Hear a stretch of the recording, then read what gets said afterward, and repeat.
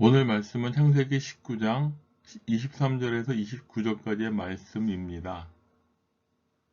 오늘 본문 18장을 알아야 오늘 말씀을 이해할 수가 있습니다. 18장에서는 소돔성을 위한 아브라함의 간절한 간구를 기록한 것입니다. 본문 내용을 살펴보면 아브라함의 끈질긴 기도 장면을 생생히 묘사하고 있는 것을 알 수가 있습니다. 여기서 말하고 있는 타락한 소돔성의 멸망 예고를 전해들은 아브라함은 죄인들의 멸망에 대하여 그들에게 하나님의 자비를 베푸시도록 은총을 간구하는 것입니다. 그렇다면 이러한 본문이 오늘날 우리에게 주는 교훈은 무엇인지 살펴보도록 하겠습니다. 첫째로 주시는 교훈의 말씀은 아브라함의 끈기 있는 기도입니다. 본문 18장 22절을 보면 아브라함은 두 천사가 소돔을 향하여 떠나가고 오직 하나님과 단 둘만 남게 되자 하나님께 나아가 소돔을 위해 기도하기 시작하였습니다. 즉 아브라함은 소돔의 구원을 위해 하나님께 호소한 것입니다. 물론 아브라함의 기도는 죄인들에 대한 하나님의 심판이 부당함을 호소하는 것은 아니었습니다. 아브라함은 소돔의 구원을 위해서 하나님께 간구한 것이었습니다. 그가 얼마나 끈기 있게 기도했는지는 본문에서 무려 6번이나 거듭해서 소돔의 구원을 위해 간구한 사실을 통해 확인할 수가 있습니다. 그러므로 성도 여러분, 여러분에게는 어떤 문제가 있습니까? 하나님께 구하십시오. 구하되 끈기 있게 간절히 구하십시오. 하나님은 여러분이 끈기 있고 간절히 구할 때, 그리고 그 기도가 하나님의 뜻에 부합될 때, 비록 응답의 시기에 길고 짧을 수는 있을지라도 반드시 응답해 주실 것입니다. 야고보서 5장 17절 말씀을 찾아보겠습니다. 엘리야는 우리와 성정이 같은 사람이로되 그가 비가 오지 않기를 간절히 기도한즉 3년 6개월 동안 땅에 비가 오지 아니하고 라고 기록하고 있습니다. 자, 이제 둘째로 주시는 교훈은 아브라함의 간구는 그리스도의 중보 사역을 예표합니다. 18장 24절로 32절까지의 말씀 내용입니다. 25절을 보면 하나님께서는 의인의 소원을 호소하는 아브라함의 간구와 관련하여 소돔성에서 의인 50인을 찾으면 그들을 위하여 온 지경을 용서하겠다고 말씀하셨습니다.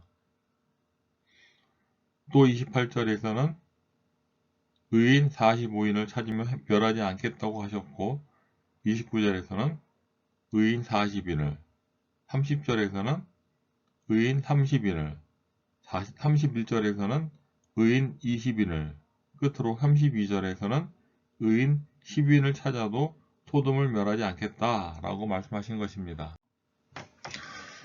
이런 사실은 하나님께서 의인을 악인과 함께 멸하지 않으신다는 것을 잘 보여줍니다.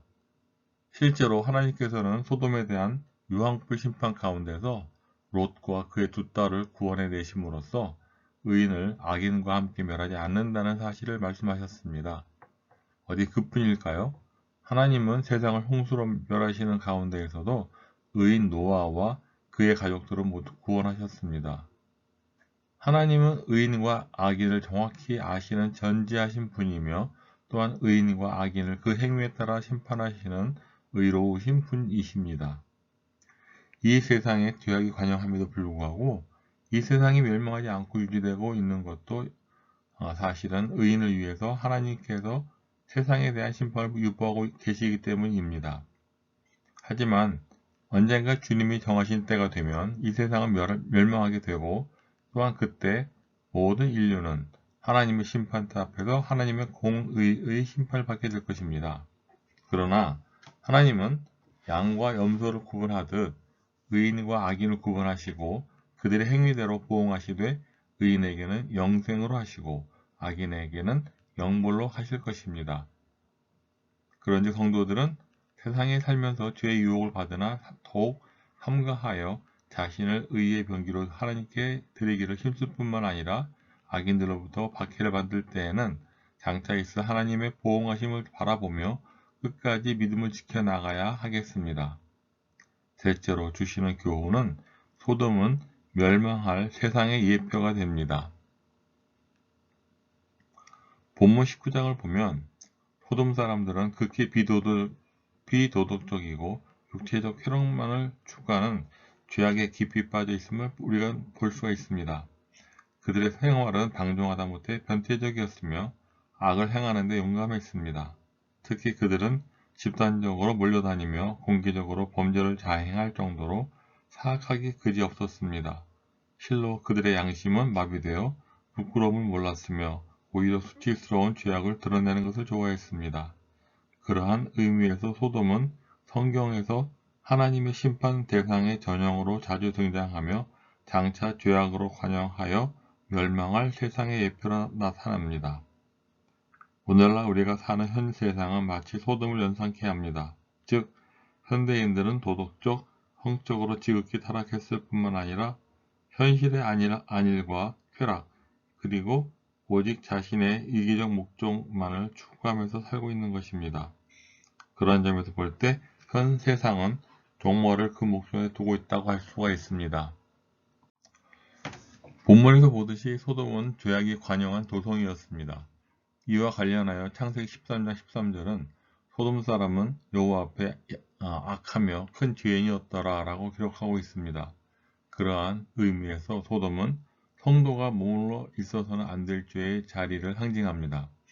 그런데 롯은 오직 안목의 정욕을 따라 이곳을 자신의 거처로 선택을 했습니다.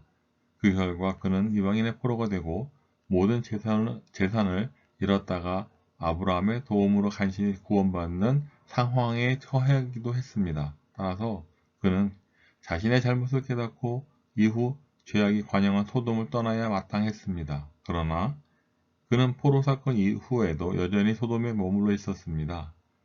그 결과가 무엇입니까? 그는 지금 소돔과 함께 멸망의 운명에 처함은 물론 소돔 사람들에 의해 생명의 위협까지 받게 된 것입니다. 이러한 사실은 성도가 죄의 자리에 머물러 있을 때 어떤 결과를 맞게 되는지를 잘 보여주고 있습니다. 즉, 성도가 죄의 자리에 머물러 있을 때 그는 세상과 함께 멸망하는 운명에 처하게 되는 것은 물론 죄가 주는 악 영향으로 인해 엄청난 고통을 당하게 되는 것입니다. 그런즉 일단 죄가 지배하는 세상에서 하나님께 부름받은 성도들은 속히 죄의 자리에서 벗어나는 것은 물론 다시 죄의 자리로 돌아가는 잘못을 범해서는 안 된다는 것입니다. 설령 잠깐의 실수로 죄의 자리로 돌아갔을 때라도 속히 자기 죄를 회개함으로써 죄에서 벗어나야 합니다. 정녕 죄는 우리에게 일시적으로 세상 쾌락을 맛보게 할지 모르겠지만 그 결국은 영원한 멸망만을 안겨줄 것임을 우리는 기억해야 할 것입니다. 시편 107편 17절 말씀을 합독하시겠습니다. 미련한 자들은 그들의 죄악의 길을 따르고 그들의 악을 범하기 때문에 고난을 받아. 또 잠언 3장 7절 말씀도 합독합니다. 스스로 지혜롭게 여기지 말지어다. 여호와를 경외하며 악을 떠날지어다. 아멘. 이제 넷째로 죄는 전염성이 매우 강합니다. 19장 4절 5절을 보면 소돔 사람들이 노소를 막론하고 사방에서 다 모여 두 천사가 들어간 롯의 집을 에워싸고 두 천사를 요구했습니다.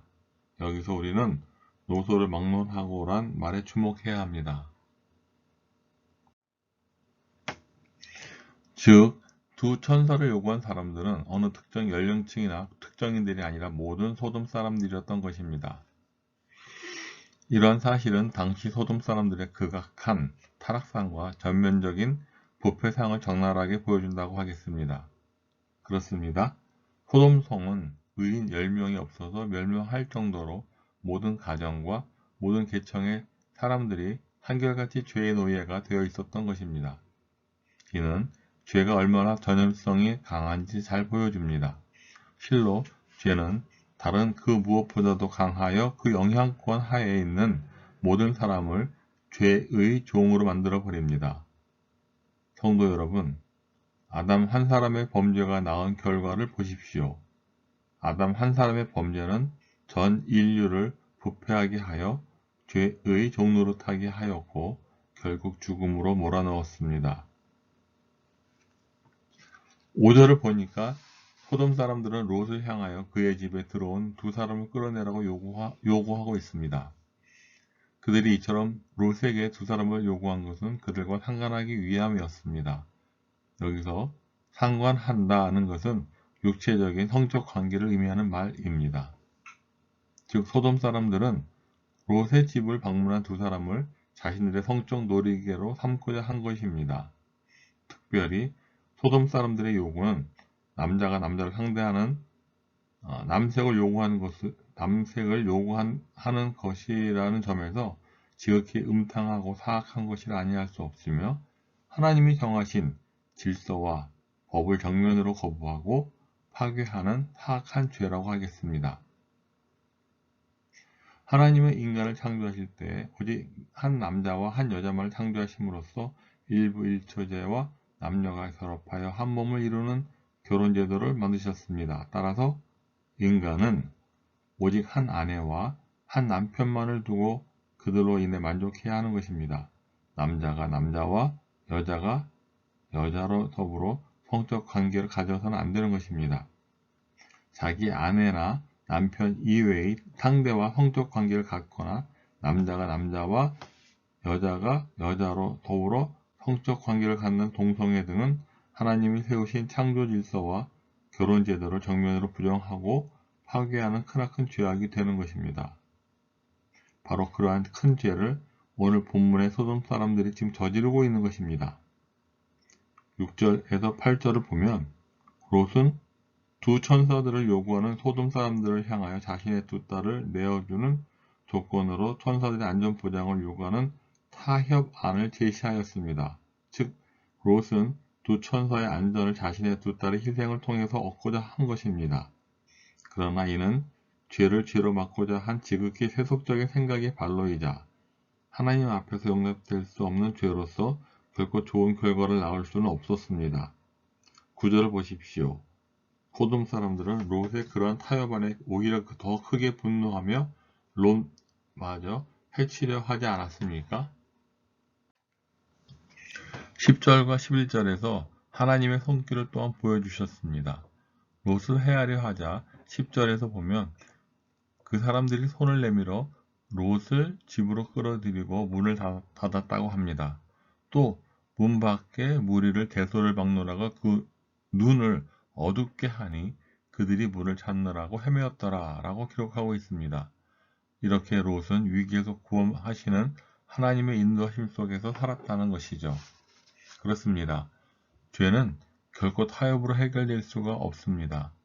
죄와의 타협은 하나님께 또 다른 죄를 짓게 되는 것이며 결코 선한 결과를 얻을 수가 없습니다. 그런즉 우리는 죄를 대적하여 적극적으로 싸우고 어떤 경우에도 죄와 타협하려 해서는 안 되겠습니다.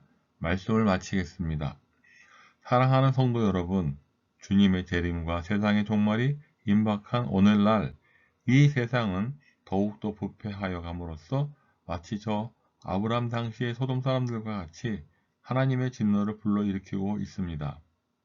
소돔성은 여호와께로부터 유황과 불을 소돔과 고모라의 비같이 내리셔서 성에 거주하는 모든 백성과 땅에 난 것을 다 엎어 멸하셨습니다. 그런데 롯의 아내는 말씀에 순종하지 않았습니다.